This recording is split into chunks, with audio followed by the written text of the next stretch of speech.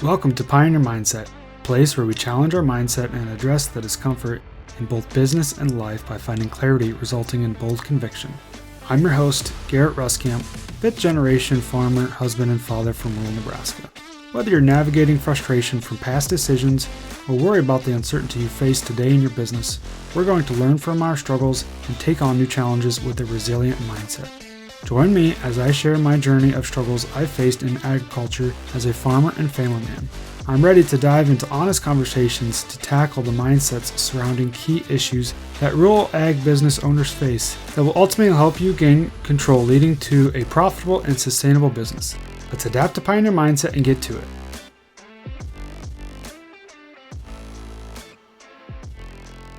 Welcome back, everyone. For this week's episode, I want to talk about boundaries. And so this thought process around boundaries and ultimately how we set boundaries and what they actually mean, what the importance is, and why we actually need to go about setting boundaries and keeping them, right? And so what this really kind of stems from is, for some of you that I've mentioned this before, you may recall that I utilize, an app called Hallow. And in that app, there's a guy by the name of Father Mike Schmitz. And I really enjoy the different homilies, different little bit of content that he puts out. It's very relatable, as I hope that, just like something like this is relatable to you. And so I was listening to something he was talking about the other day about boundaries. And basically he said that this phrase that you've probably heard before is, we get the behavior that we're willing to tolerate. And so boundaries are choosing and clearly communicating the behaviors you are willing to tolerate.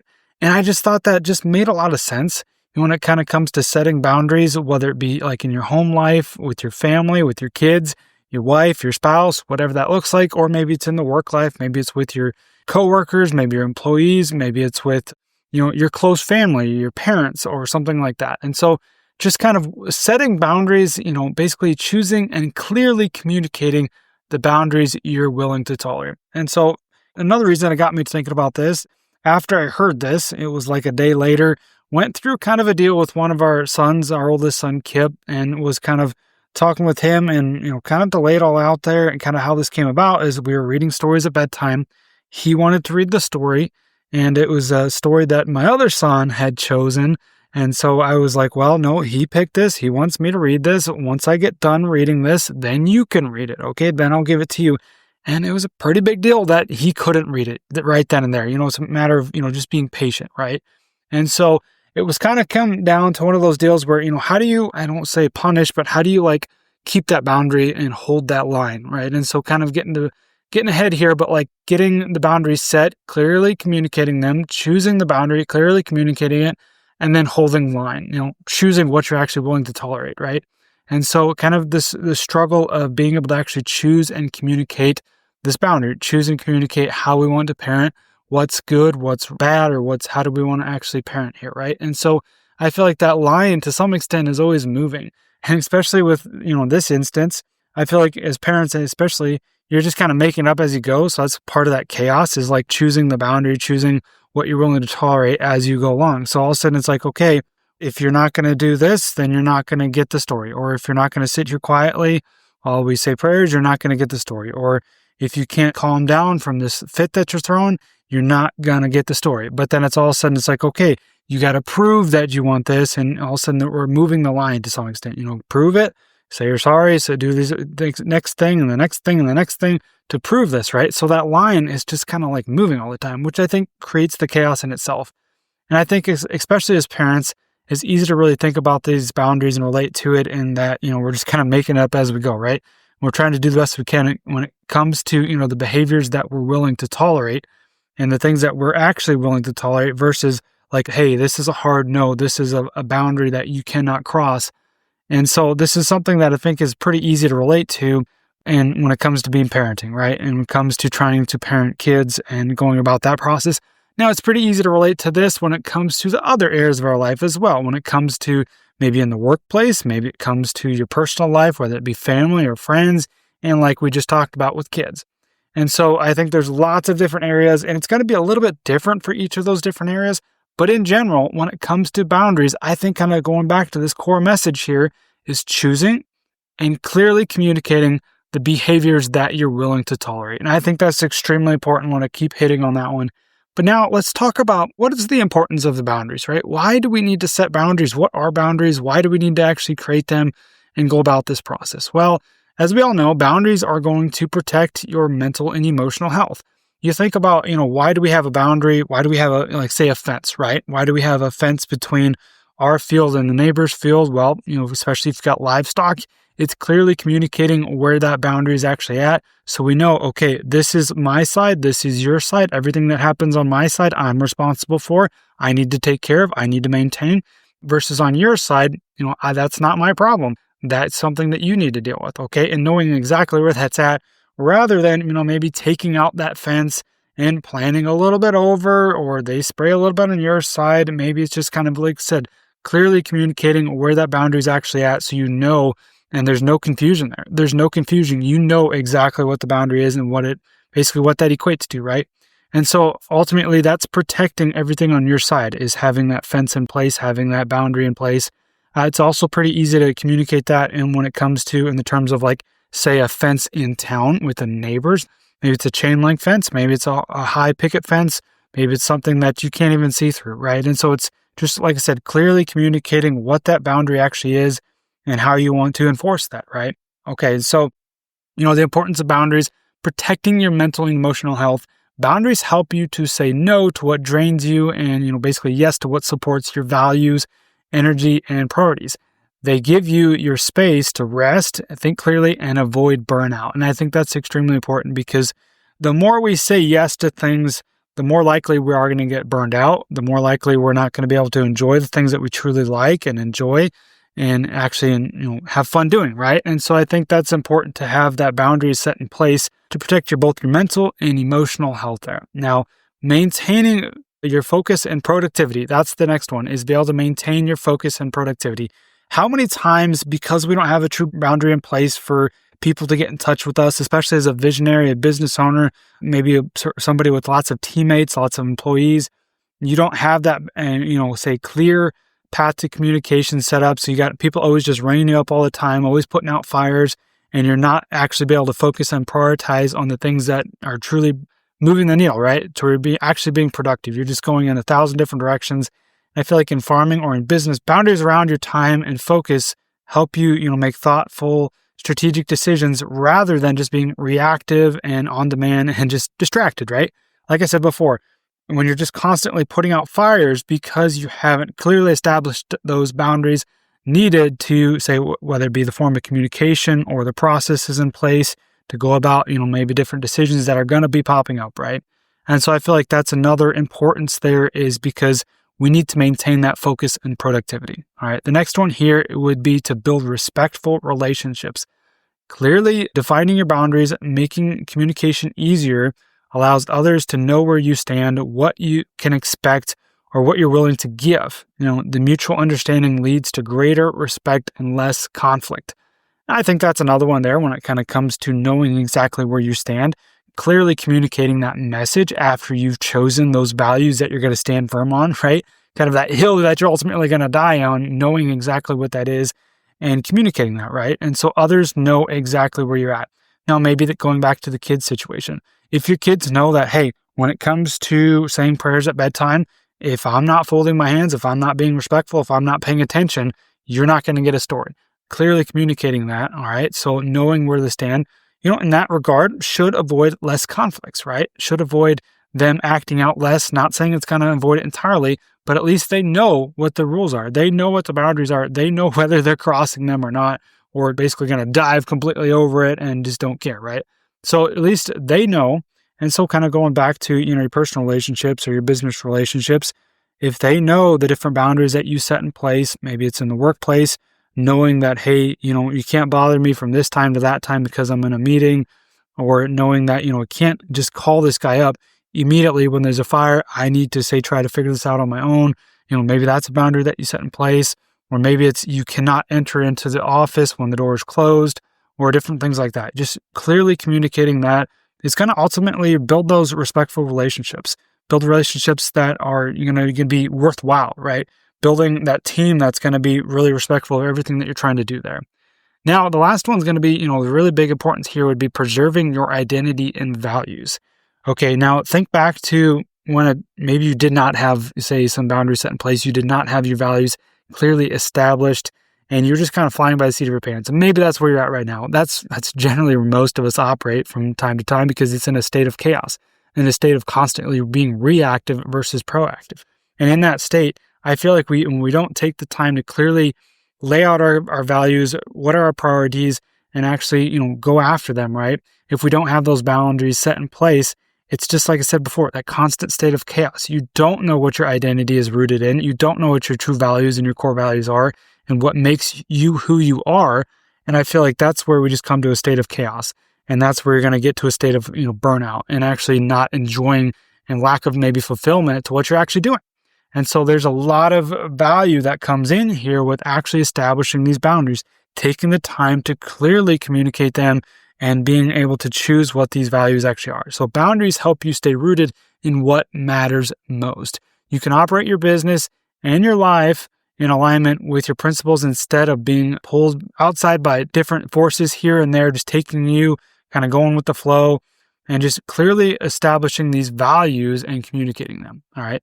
So now, how do we go about that? How do we go about creating the boundaries? We've talked about the importance of it. We've talked about why we actually need to have this set in place and the benefits that ultimately provide us, right? So how do we create these boundaries? Now, I think it's first going to be starting with identifying and being aware. I think everything that I've mentioned in the past, it always kind of comes down to being aware and being able to identify what maybe needs to change here, what maybe could be a little bit different, what's not working, what is working. It's a good one as well.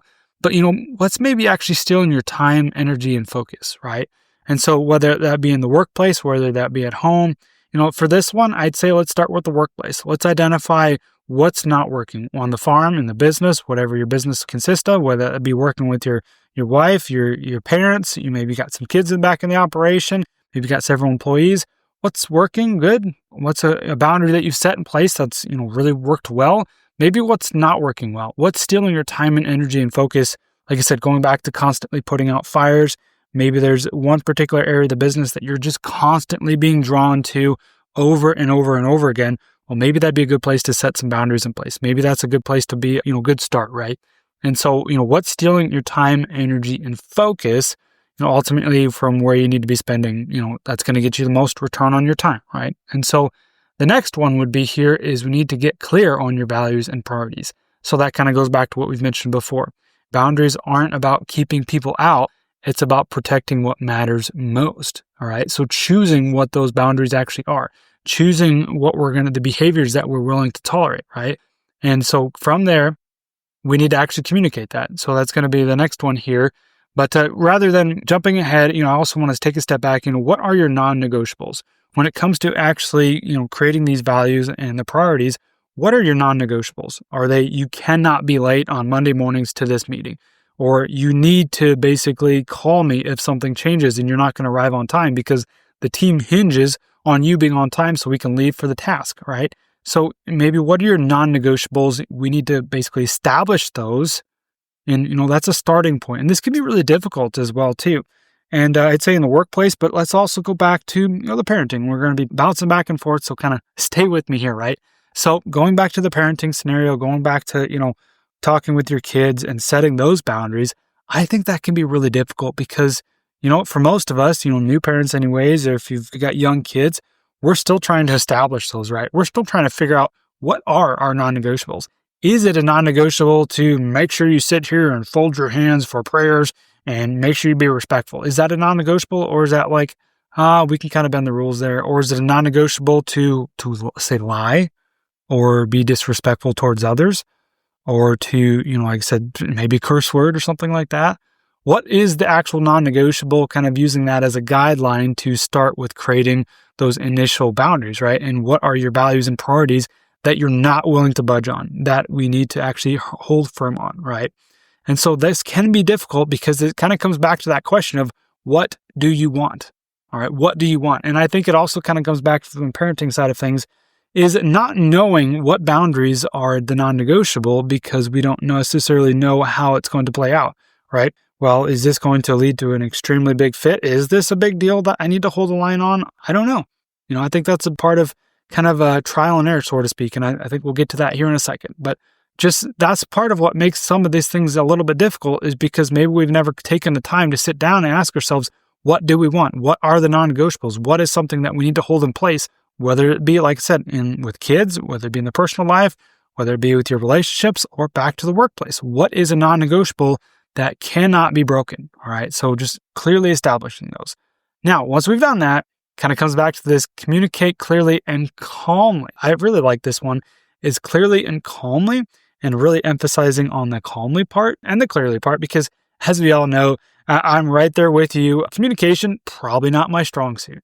Probably not something that I'm the greatest at. In fact, I know I can always be better with communications, whether that be from communicating with my wife, communicating with my kids, communicating with my dad and all those around me in the workplace.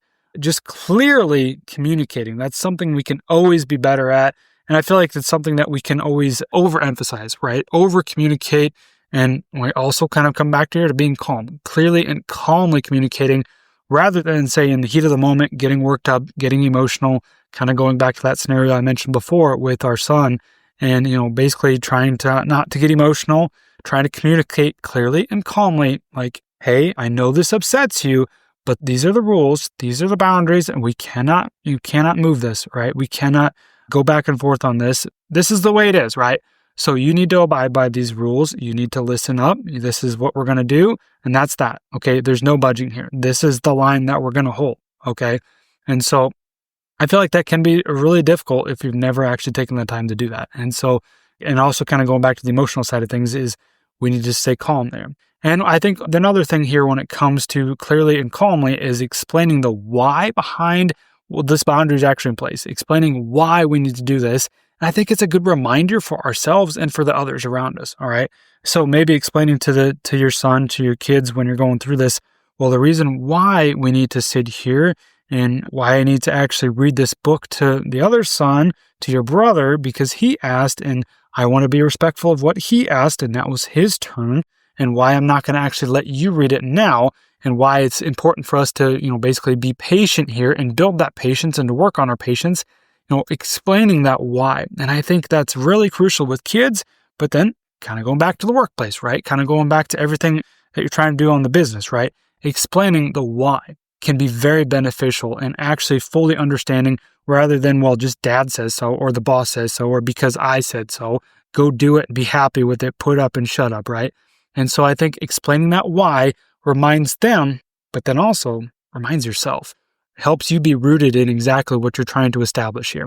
And then kind of going back to being calm, is taking that breath, getting this right, so that way we can take that breath and actually be calm, actually have this process go about the way that we want it to, not just be emotional and not just be, just throwing things out there and being completely reactive like we generally are in a lot of times in these, chaotic situations, right?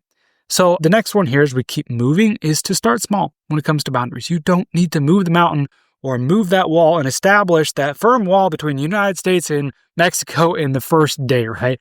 Don't want to, throw that one in here and get us sidetracked, but, you don't need to set that and move the mountain in the first day. We don't need to conquer the world on day one or week one, okay? Just pick one area and focus on that, whether it be, like I said, between personal and between work.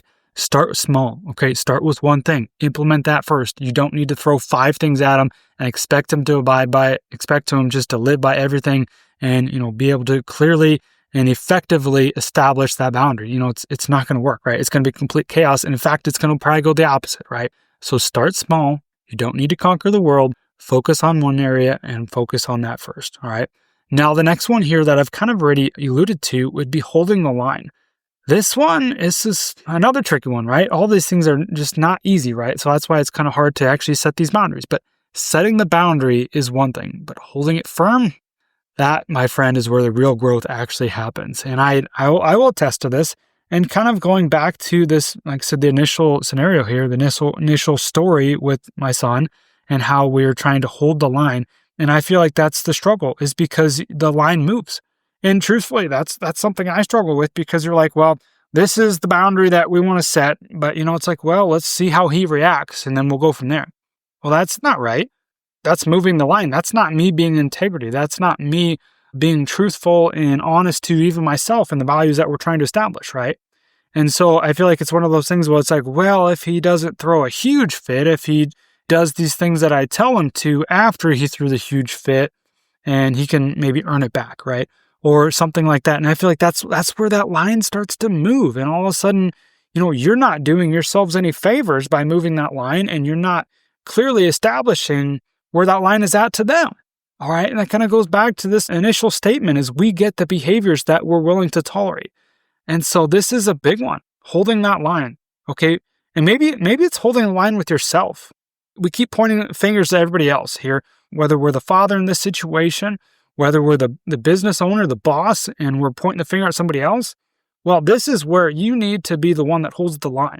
All right. If you're establishing the boundary, if you're saying this is the non-negotiable, this is the fence that we're putting in, but then all of a sudden you start moving it, whose fault is that? Yours, because you're the one moving it. You're not holding the line. You're not doing yourselves any favors, and you're definitely not doing those around you any favors as well. Rather, you're doing you're definitely not doing them any favors. All right.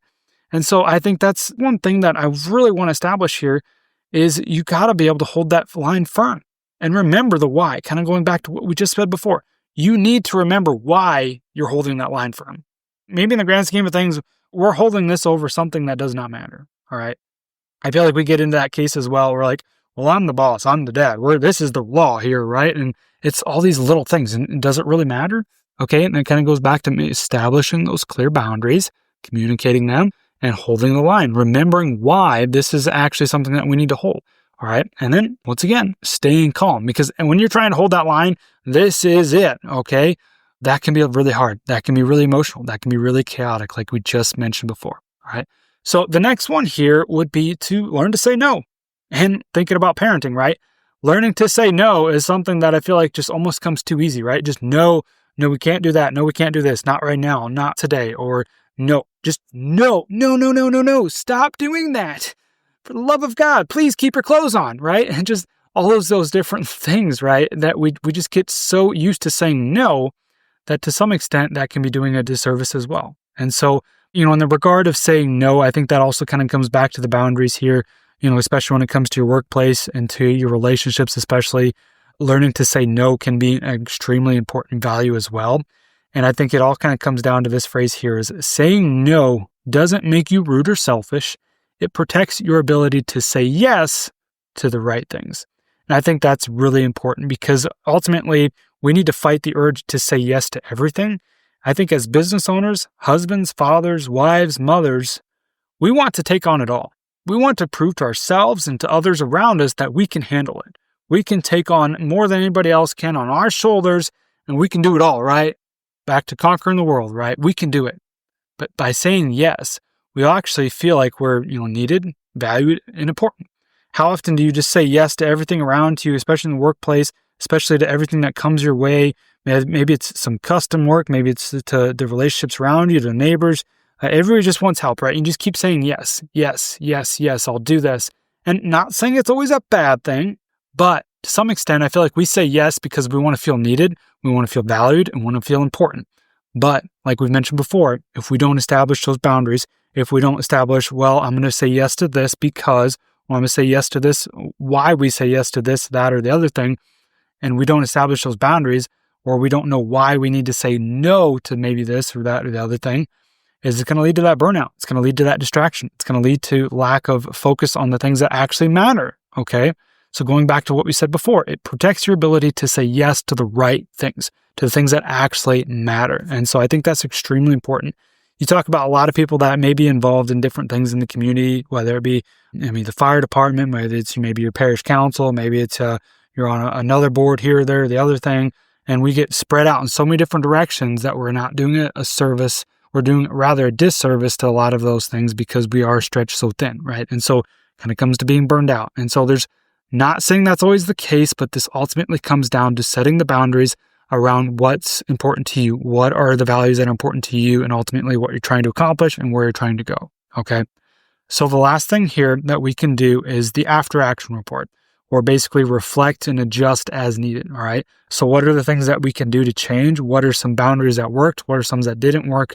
What was the communication style that I chose that worked or didn't work, or maybe the lack thereof communication, and how can we change that? How can we clearly establish this and communicate this to those around us. So that way there is no confusion. So that way there is no pushback, and it's something that's, like I said, adjusted, and we're not trying to move the mountains and we don't get all this pushback, right? And so then the other thing here is, be intentional with everything that we're trying to do here. Be intentional. Is this boundary ultimately going to be in line with all of our values that we're trying to create? Is it urgent? Is it something that's a priority? Let's be intentional with this and let's stick to it. Hold that line. Let's hold it firm. Let's know why we're holding it firm. Let's know what the reason is behind this boundary in the first place. And then last thing here is to give yourself some grace. I guess as first, when it comes to trying new things, we all need to give ourselves some grace because it's never going to go perfect. You're probably going to fail sometimes. You're probably going to have some pushback. You're probably going to have some things that do not go well. Let's face the facts. It's going to happen, okay? But remember to give yourself some grace. Remember that you're trying. Remember that you are being intentional. So there's going to be some failures. There's going to be things that don't work. And there's going to be some things that we need to maybe kind of learn from, right? Maybe some different mistakes that can happen that we can learn from, that we can grow from, and ultimately get better, right? That's ultimately what we're trying to do here with Pioneer Mindset, is pioneer that new mindset, that new path, so we can be better as business owners, as fathers and husbands, and ultimately kind of get towards that end goal, right? Whatever that is for you specifically. Now, as we get to rounding this out, wrapping this up, once again, why do we need to focus on the boundaries? Well, ultimately to protect yourself, what matters most, and our priorities, and the values that are truly important to us.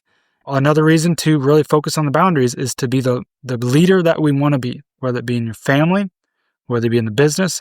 Be the leader that you want to be. Be the leader that you need to be for them, for others around you. And then the last reason here is to ultimately prevent burnout, to saying yes to the right things, okay? And now boundaries are choosing and clearly communicating the behaviors you are willing to tolerate. What boundaries do you need to actually set in both personal and business to actually get where you want to go? All right. So you can actually get the end result that you're trying to get. All right. So think about that today as you're going about your day, as you get done listening to this. What boundaries do you actually need to set in your life? I hope you found value in today's episode, and we'll catch you on next one. Thanks for tagging along with me today as we sharpened our mindsets. If you've gained insight from today's episode, be sure to take a screenshot to share or send this episode to somebody who might also find value in it. For more, follow me on Instagram @GarrettRuskamp or on Facebook, and join me next time for more conviction through clarity.